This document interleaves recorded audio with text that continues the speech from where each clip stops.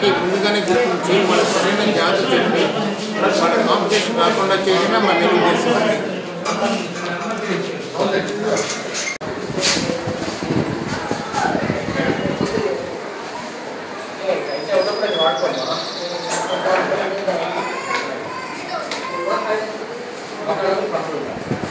Guntur Kanumuri hospital వారి సౌజన్యంతో ఈరోజు మెగా మెడికల్ క్యాంపును నిర్వహిస్తున్నాం.